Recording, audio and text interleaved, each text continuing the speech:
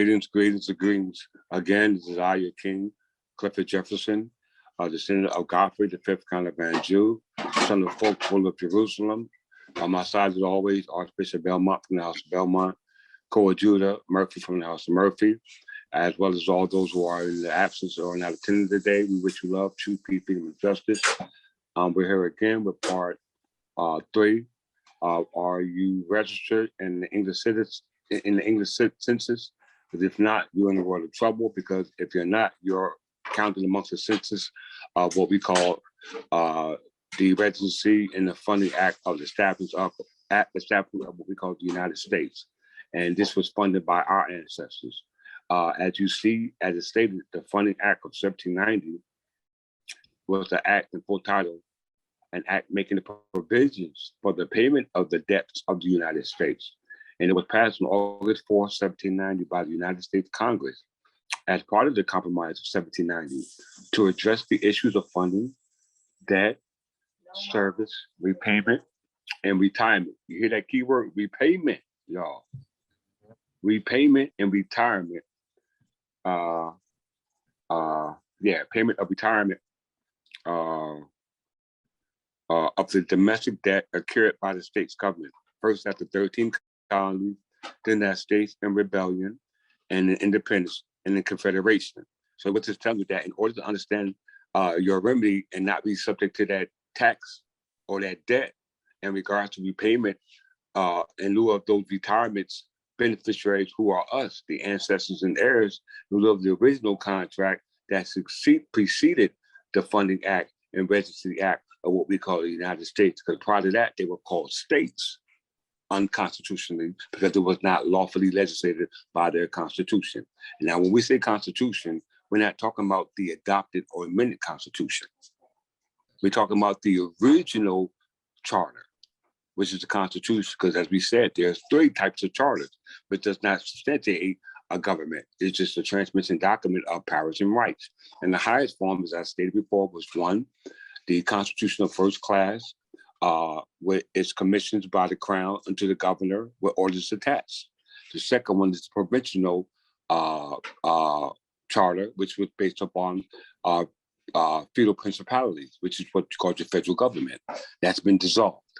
Okay, and then you got the last one, which is called the civil charter, which is based off civil corporation. This brings you back to the Funding Act. Okay, the Funding Act, because they have to pay debt when they were called the state's government, first after 13 colonies. It didn't say state, it said specifically the 13 colonies. Then it says, then as states in rebellion. So to be a state, they let you know you're in rebellion. It's right there. And it said then in independence, and then in the Confederation, and then finally as members of the single federal union, which resulted in the Residency Act and the Funding Act. So before we can deal with the residency and the plantations of the American colonies now called states, we have to find out the funding and the residency of the communities that were here before the state, which is with religious institutions of Christian sects who were allowed to come over here and settle and create plantations off the authority granted by the monarch because of the charter, right? So since they mentioned the 13 colonies, let's go back to the original charter of the 13 colonies. And they happen to be the July 2nd, 1776 Constitution, because this is when America declared their independence from Great Britain. They were not independent yet till 1783. It was just a declaration, all right? So we're going to go to this original contract because absent of a war charter, first as Dartmouth College versus Woolwich said it, contracts rule. Yep. Dartmouth College versus Woolwich said absent of a war charter, contract rule. And we know that Dartmouth College was a colonial college before it became a university or Ivy college. All right? As a matter of fact, Dartmouth is not an Ivy university because this charter was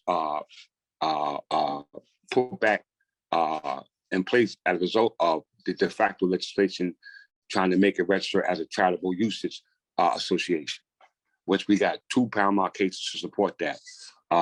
What is the Pennsylvania Baptist Association versus Hearts Executors, and what's the other one? Engler versus Snug Oaks Harbor, which are 2 charitable associations that were given charters to trustees who were acting on behalf of the trust that was set up by the grantor. But the grantor was not a monarch or a king, and the so-called charitable event was not based off a legacy of a deceased testator. And the testator is the one who died without making a will. So in order for the beneficiary to claim the estate, then they must put in what they call a claim in what they call a court of equity in regards to the state, in lieu of you being a beneficiary, called the Setuke Trust, which was set up in 1666. All right, and the only person that can put that claim in lieu of a trust is either two people, the king or the attorney general. And we're going to show you in case law. Just give us a few. All right, so bear with us. Did I give the brothers a chance to say some couple of words, or I was just babbling on? Oh, no, you good, King. I mean, let's we all in it. We in it. Let's go. So as we can see, it starts with the Funding Act of 1790 and the Registry Act of 1790, but now what we call the United States as a union, because the last thing they said as a federal union. But in order to know the origin of the federal union, you must know the origin of how they became a union, which is the colonies. So let's first go to the Declaration of America as colonies, called United Colonies.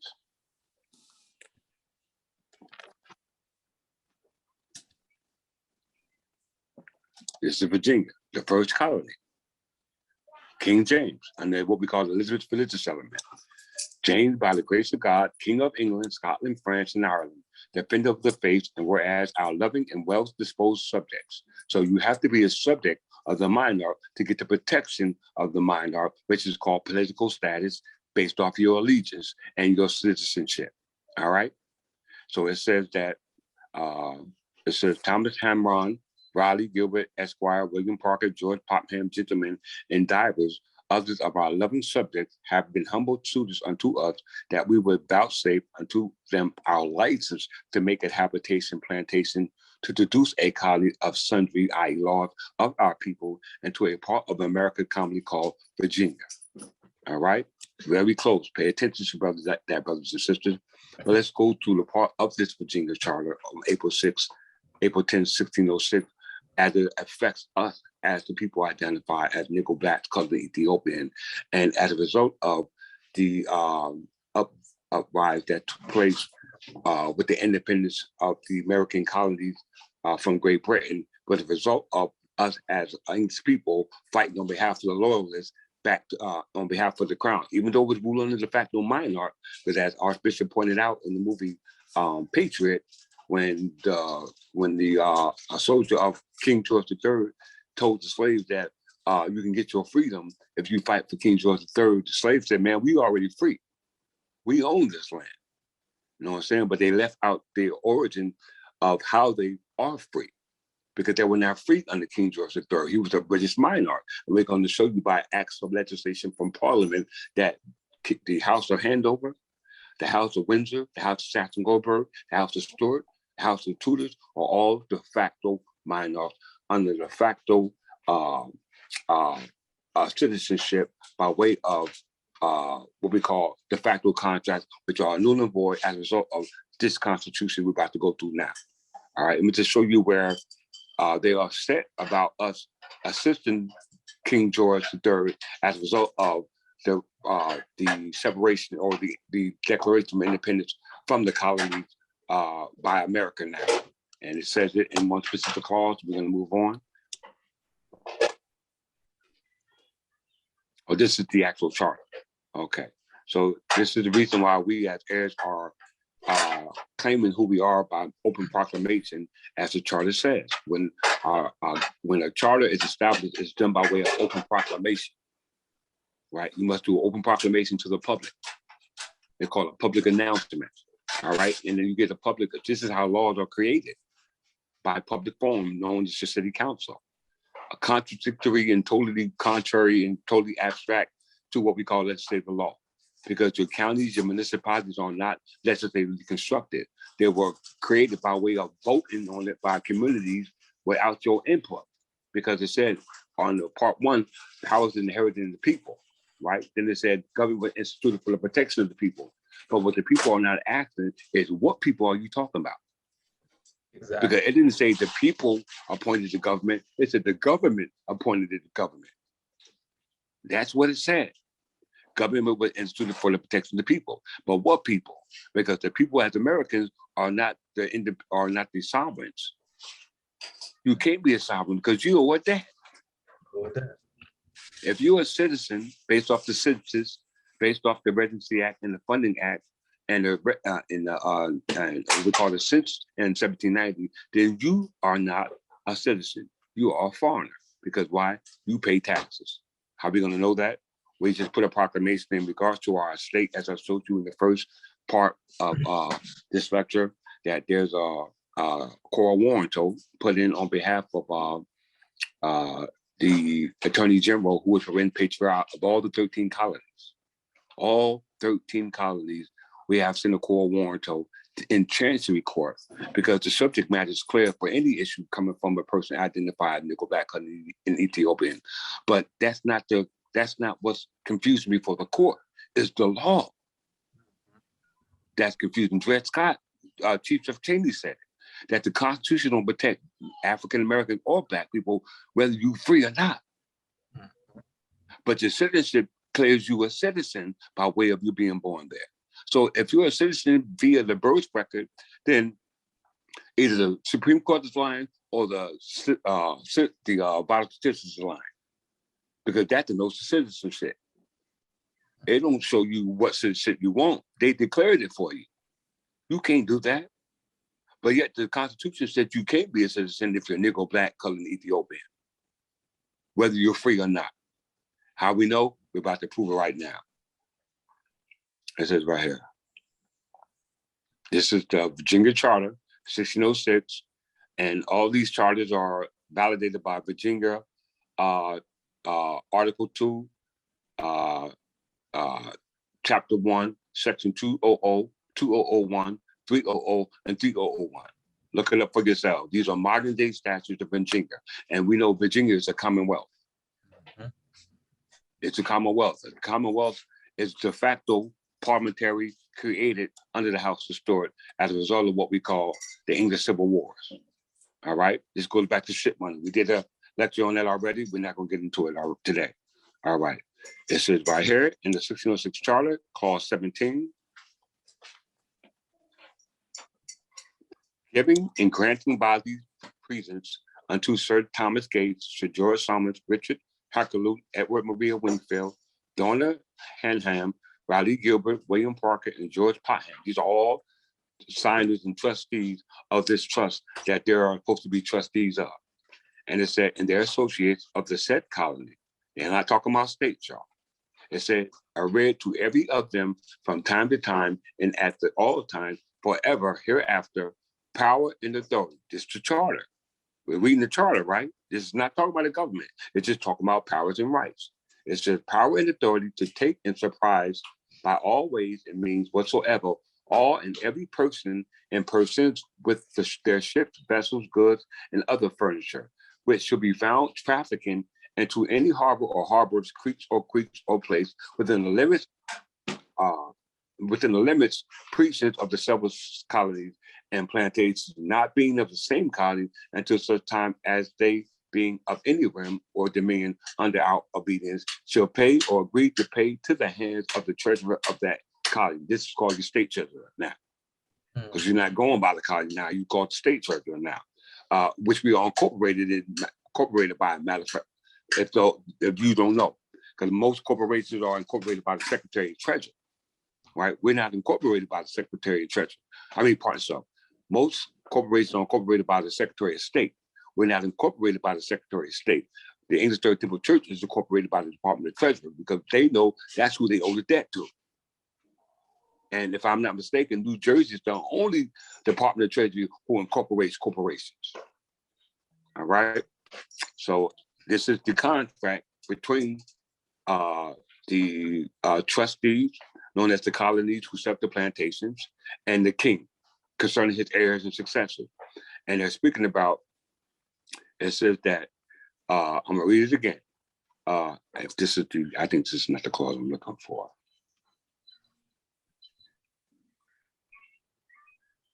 right here. It says, moreover. Can y'all see that? Yep. Okay, remember, this is the contract. Because as Dartmouth College said, absent of a royal charter, contract rules. But our king happened to be here. So this is the royal charter of 1606. All right. So it says, moreover, our gracious will and pleasure is, and we do by the precepts for us, our heirs, which is talking about us and successors. This means our offspring that are not here yet. Declare and set forth that if any person, Article 1, Section 1, Clause 2 of New Jersey Fire Statute defining the word person says persons, corporations, partnerships, etc. So a person needs to be cleared up before you can associate yourself with the definition called person. And in this case, it's not cleared up because person is ambiguous to what person you're talking about. And that could be anybody, absent of a nationality. All right. Yep. So it says that moreover, now this is a case dog that you need to look at in lieu of what we're reading now, Holmes versus Walton. Write that down, y'all. Holmes versus Walton, which was a legislative case, which was a case passed, actually considered to be the first case of any case in the United States. And in this case, they voted and ruled that an act of legislation was unconstitutional because it violated the Constitution. And this is in regards to what's happening in this particular section of Section 17 of the 1606 Charter. And based off that, it was ruled unconstitutional. All right. So it says here, moreover, our gracious will and pleasure is, and we do by these presents for us, our heirs and successors, declare and set forth that if any person or persons which should be of any of the said colonies and plantations. So by virtue of the fact that you got states now, it's doomsday for y'all. Because you was not a party of the contract.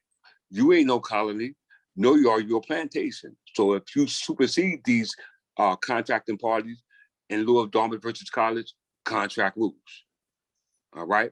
And it says if those plantations are at any time, shall at any time or time to have to transport anywhere merchandise or commodities out of any of our dominions, i.e. English dominions, with any pretense to land, sell, or otherwise dispose of the same within any other limits and precincts of any of the said colonies and plantations, and yet nevertheless being at sea, or after he has landed the same within any of the said colonies and plantations, should carry the same into any foreign country, i.e. the state, with a purpose there to sell or dispose of the same without a license of us, our heirs and successors, and in that behalf first had obtained, i.e. the 1606 Charter, that then all goods and chattels of such persons so offending and transported together with the said ships or vessels wherein such transportation was made shall be forfeited to us, our heirs and successors.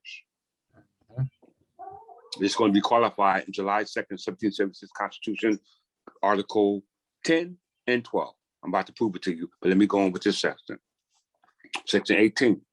Provided always in our will and pleasure is, and we do hereby declare to all Christian kings, princes, and states that if any person or persons which shall hereafter be of any of the said several colonies and plantation or any other by his, their, or any of their licenses and appointments shall at any time or times hereafter rob or spoil or by sea or land or do any act of unjust and any unlawful hostility to any of the subjects of us, our heirs, our successors. It didn't say colonies or plantations. It said us, our heirs and successors, or any subject of king, prince, ruler, governor, or state being then in legal amity, i.e. contact with us, our heirs and successors, and that upon such injury or upon such just complaint, brothers and sisters, a just complaint of such proclamation. We already made the proclamation. Now we filed the complaint.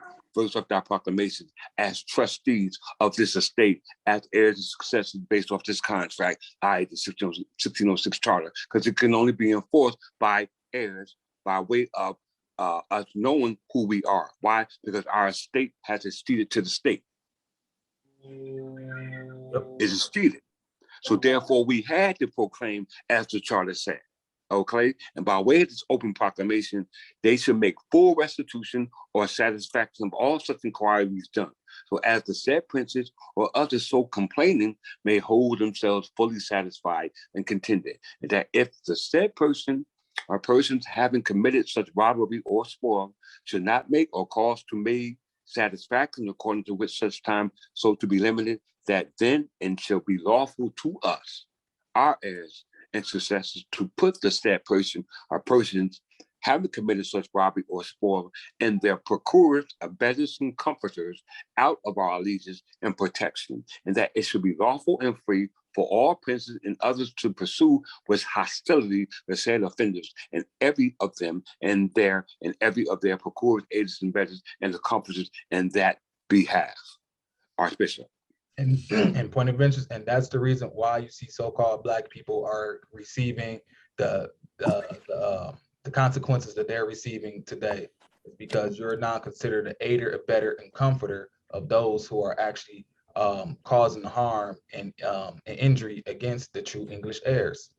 So the fact that you hate yourself, you're committing treason against yourself.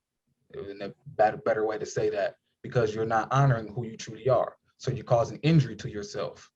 And the only way for you to no longer cause injury to yourself, you must come back to the proper state of mind of who you are, going back to the time of memorial, and then honor those monarchs as well, the way your ancestors honored them, and do trust and have good faith and actually do what you're supposed to be doing as an obligation of what your birthrights entail too. Well said. Well said, Archbishop. See, you want to make some points? Yeah, point of interest.